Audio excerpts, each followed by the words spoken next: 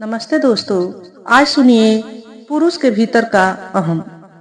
न हंसी, न कोई आवाज, न बच्चों का शोरगुल। यह कैसे संभव है? खासकर थोड़ा जोर से बोलना, ठहाका लगाना भवेश का।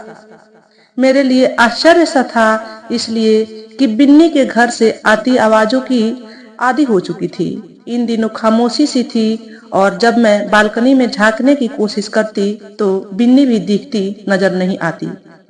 सवाल मन में मथ रहा था और जब किसी सवाल के प्रति मन अधीर होता है तो जवाब जानने के लिए बेचैन हो उठता है। पर जाने तो कैसे? किसी के व्यक्तिगत जीवन में झांकना कहीं से भी उचित नहीं था, लेकिन इस उत्सुक मन को कैसे समझाए? आखिर एक दिन अवसर मिल ही गया जब वह सब्जी लेने नीचे आई। मैंने देखा अब भी वह खामोश है। उसकी खामोशी मुझे खली और मैंने सब्जी लेकर लौटते वक्त उसकी बाह पकड़ ली। वह चौंक उठी, प्रश्न भरी नजरों से मेरी ओर देखा। मैंने कहा, बिन्नी, आज मैं तुम्हारे हाथ की चाय पीना चाहती हूँ। बालकनी से तुम्हारे चाय की प्रशंसा कई बार तुम्हारे पति के मुंह से सुन चुकी हूँ। चलिए। वह केवल इतना ही बोली। मैंने भी अवसर गंवाना उचित न समझ उसके साथ बोली और जब उसके ड्राइंग रूम में पहुंची तो सजावट को देख बिन्नी के कुशल गृहिणी होने का एहसास भी हुआ। सब कुछ सजा सजाया, साफ सुथरा था। वह बोली, बैठिए, मैं चाय लेकर आती हूँ। वह चाय बनाने चली गई।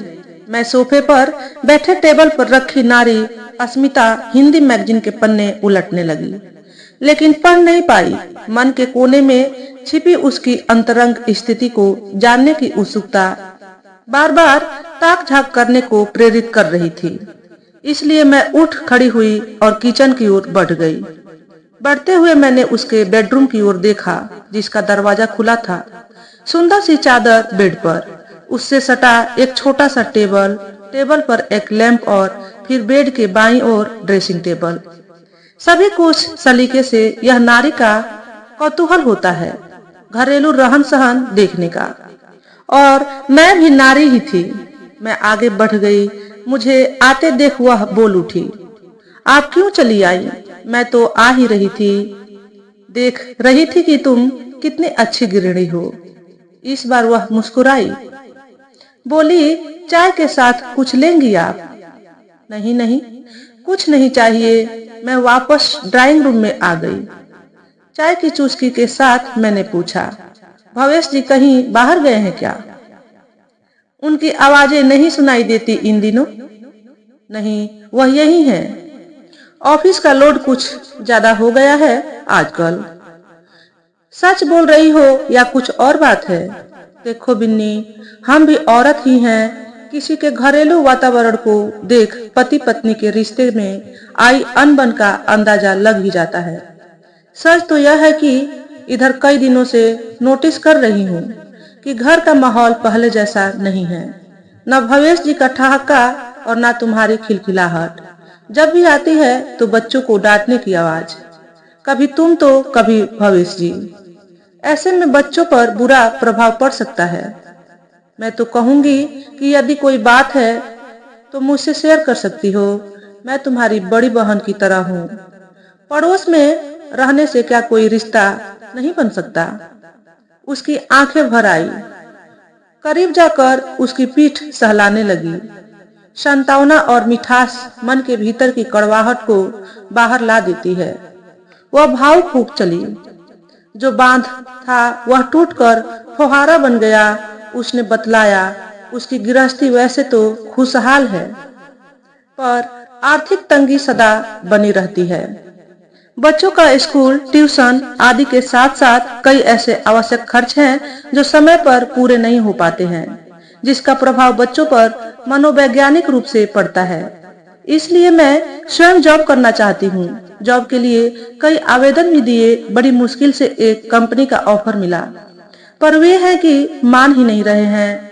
उल्टे में मेरी खुशखबरी पर आग बबूला हो उठे। बहस बढ़ती गई और गुस्से में मुझ पर हाथ भी उठा डाला। फिर स्वयं कहने लगे कि मैं नहीं चाहता कि लोग मुझे भी दत्ता बाबू समझे और पीठ पीछे कहे पत्नी तो बॉस के बगल में बैठ 50 लाख की गाड़ी पर घूमती है और अपने को दिखावे के लिए 50,000 की फटफटी पर चलते हैं। अरे भाई, यह सब ऊपर ऊपर है, भीतर से दत्ता बाबू की तो पौ 12 छी। और उस दिन से मैं चुप हो गई हूँ। क्यों, मैं जीवन में कुछ नहीं कर सकती क्या?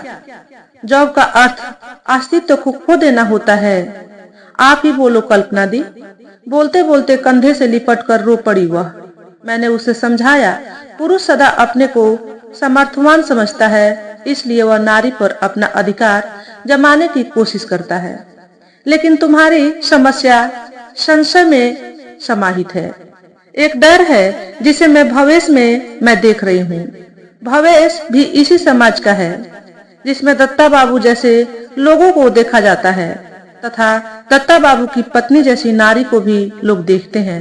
मैं भी समझती हूँ भवेश तुम्हें बहुत चाहता है। मैंने उसे तुम्हारे साथ हंसते बोलते सुना है, पर पुरुष के भीतर का आह और नारी चरित्र प्रति देखा देखी अविश्वास ने उसे बांध रखा है।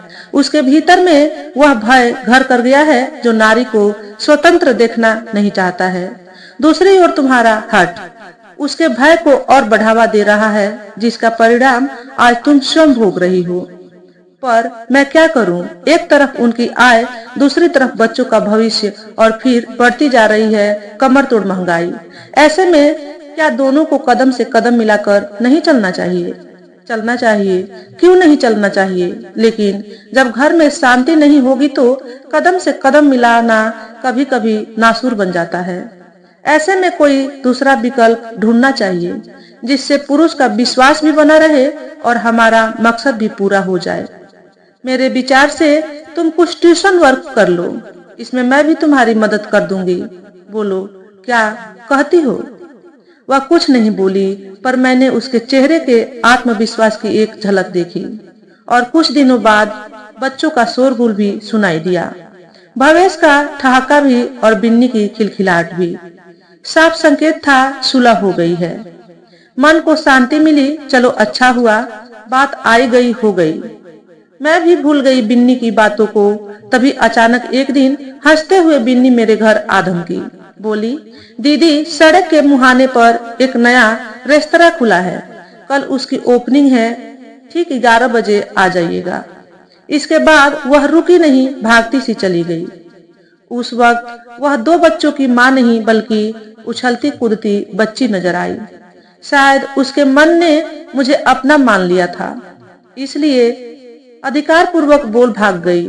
अगले दिन 11 बजे से पूर्व ही मैं तैयार होकर निकल पड़ी। रेस्तरां ओपनिंग की उत्सुकता ने मुझे भी रोमांचित कर दिया था और जब मैं सड़क के मुहाने पर पहुंची तो देखा बहुत सारी लड़कियां, महिलाएं वहां खड़ी है। मुझे देखते ही बिन्नी ने लड़कियों के कान में कुछ कहा। सुनते ही सभी दौड़ती हुई मेरे पास आई और मेरे गले में मलाई डालकर समवेत स्वर में कहा, आइए दीदी, आपका स्वागत है। मैं अवाक, कोई शब्द नहीं। ऐसा इसलिए नहीं कि महिलाएं और बच्चियां मेरे स्वागत में खड़ी थी, मेरे हाथ में कैंची थी ओपनिंग रिबन कट करने हेतु, बल्कि इसलिए कि यह वही स्थल था जहां कुछ दिन पहले तक छप्पर के नीचे एक बूढ़ी महिला चाय बेचा करती थी और आज वह दुल्हन सी सजी रेस्तरां के काउंटर पर बैठी थी, जहां एक बोर्ड लगा था जिस पर लिखा था गर्ल्स प्लीज, रेस्तरां का नाम। मेरी आंखें भर आई। सच में बिन्नी ने विकल्प में एक नई राह निकाल ली थी अपने जैसी महिलाओं के लिए, गर्ल्स प्लीज के संबोधन के साथ। तो दोस्तों, आज के वीडियो में बस इतना ही। अगर आपको हमारे द्वारा बताई गई कहानी थोड़ी सी भी अच्छी लगी हो तो वीडियो को लाइक और शेयर करें।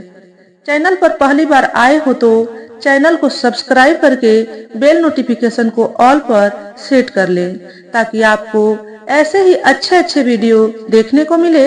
हमेशा खुश रहें, हमेशा स्वस्थ रहें। वीडियो देखने के लिए आपका बहुत बहुत धन्यवाद।